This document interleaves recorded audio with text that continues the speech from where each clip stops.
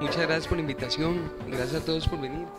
Siempre me ha parecido interesante ese contraste que hay entre la educación formal y un aprendizaje más a nivel de experiencias. Entonces, este primer proyecto que les voy a enseñar nace como de ese choque que se da entre esos dos tipos de enseñanza, y una vez que empiezo a trabajar en arquitectura me doy cuenta de esa falta de control y falta de planeamiento que hay en la ciudad de San José. Realizo ese primer gráfico que está ahí a la izquierda, que es el gran área metropolitana, y cómo la ciudad ha venido creciendo y se ha venido comiendo ese anillo de contención, que es donde tenemos los mantos acuíferos, y a partir de eso, bueno, toda una serie de repercusiones. ¿De qué forma quería yo llevar eso al espacio público a través de una obra de arte? Quería poner a dialogar estos dos elementos, el elemento urbano, que estaba representado a través del uso del plástico y del metal, y el elemento natural por el emplazamiento que era la sabana durante el Festival Internacional de las Artes. El proyecto se llama Barreras, y de cierta forma nos trata de mostrar esas barreras, que no es una barrera clara, ¿verdad? Es una barrera difusa, transparente. No hay mucha claridad en dónde empieza una cosa, en dónde termina otra, ¿verdad? Un poco esa falta de límites que tenemos hoy en día a nivel de regulaciones, y por ser el primer proyecto hay una serie de aprendizajes en torno a él. Por ejemplo, cómo pasar del papel a la realidad, digamos, todo el tema de cómo se autogestiona un proyecto, ¿verdad? De qué forma se consiguen los patrocinios y demás.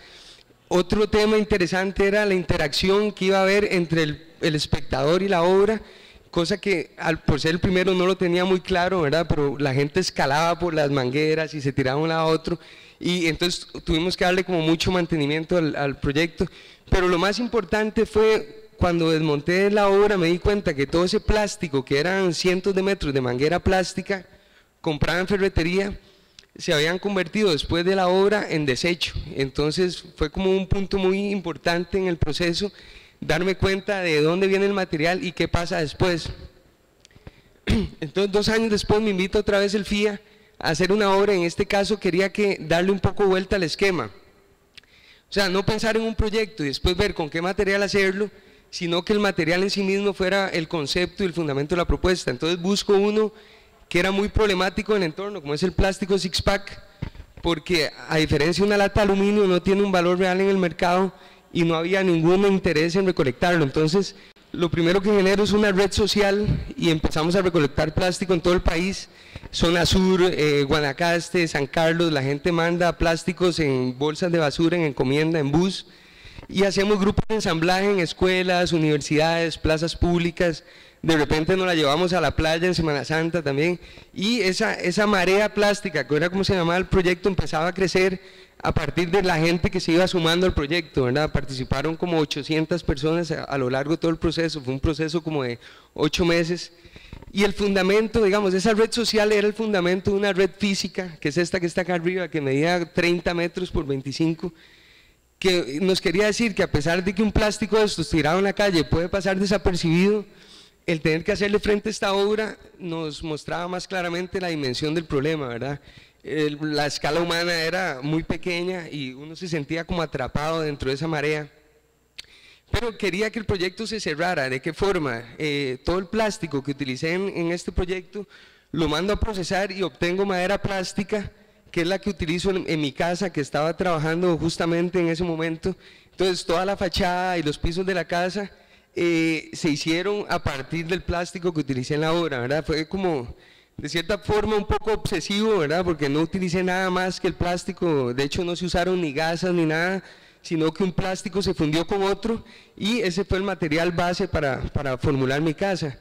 Esta casa no solo era mi espacio, sino que yo la llamo la casa laboratorio, y a partir de ese periodo, que fueron 2 años de experimentación, empiezo a realizar lo que yo llamo prototipos modulares, que nacen a partir de la multiplicación de un prototipo o un módulo, que en este caso puede ser una tapa plástica, puede ser una llanta, puede ser una botella, y un poco era buscar las cualidades físicas de cada material y de qué forma se podían unir uno con otro.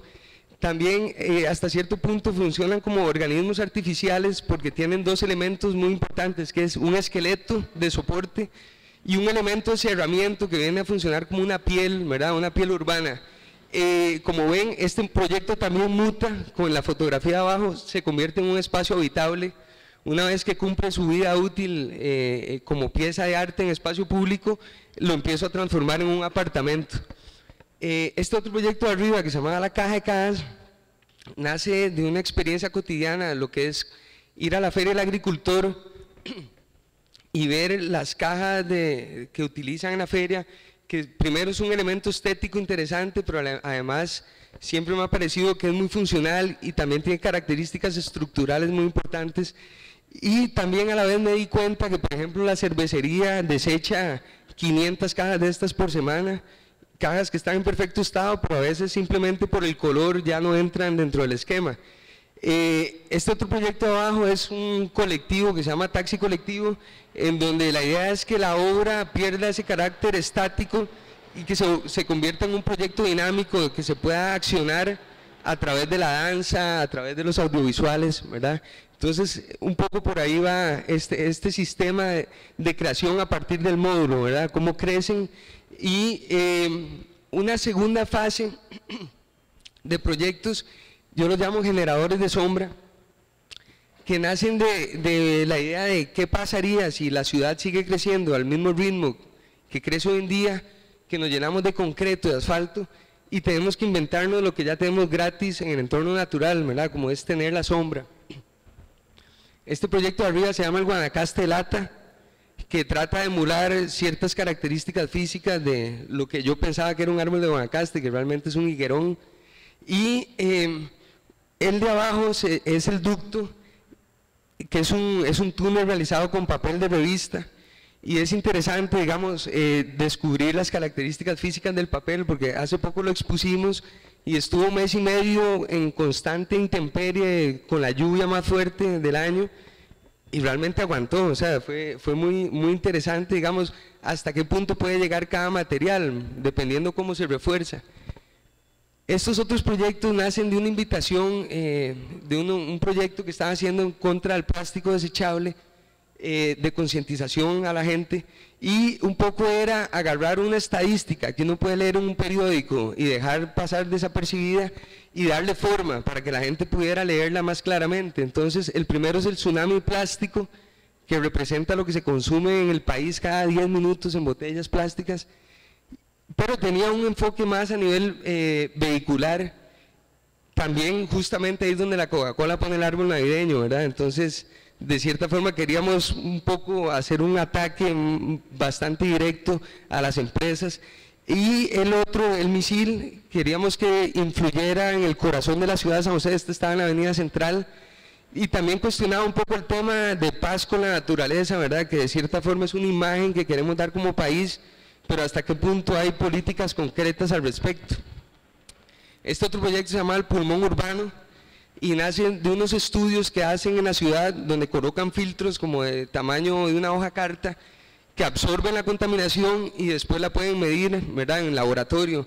Era llevar ese mismo concepto, pero en gran escala, a través de una obra que estuviera absorbiendo la contaminación en la ciudad, y que la gente que estuviera constantemente en contacto con la obra pudiera darse cuenta del proceso de degradación que iba ocurriendo. Esa imagen que se ve abajo fue cuando empezó y 2 meses después cómo terminó. Entonces fue interesante porque también se tomaron unas muestras de la tela y la mandamos a un laboratorio y pudimos identificar exactamente cuáles eran los contaminantes a los que estamos expuestos todos los días, ¿verdad? Entonces era esa unión de ciencia, arte, y para un poco la idea de estos trabajos es dar a conocer problemáticas que pasan un poco desapercibidas, ¿verdad? Como la contaminación es un poco difícil de visualizar si no es a través de un medio de estos.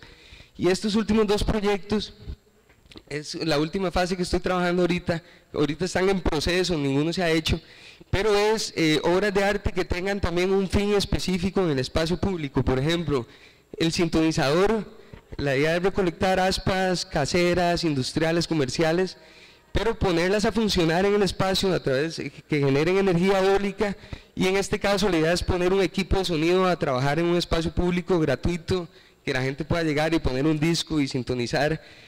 Y este otro, el colector pluvial, recoge el agua de lluvia en la ciudad de San José, igual se puede montar o desmontar y llevar a otros espacios, la purifica, la pasa por unos filtros y funciona como una especie de fuente urbana, ¿verdad?, gratuita también a la gente.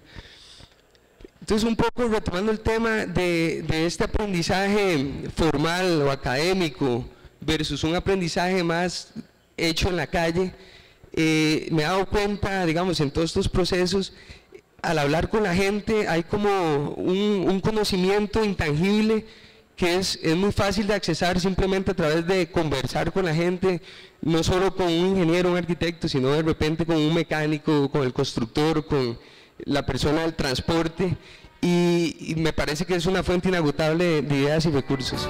Muchas gracias.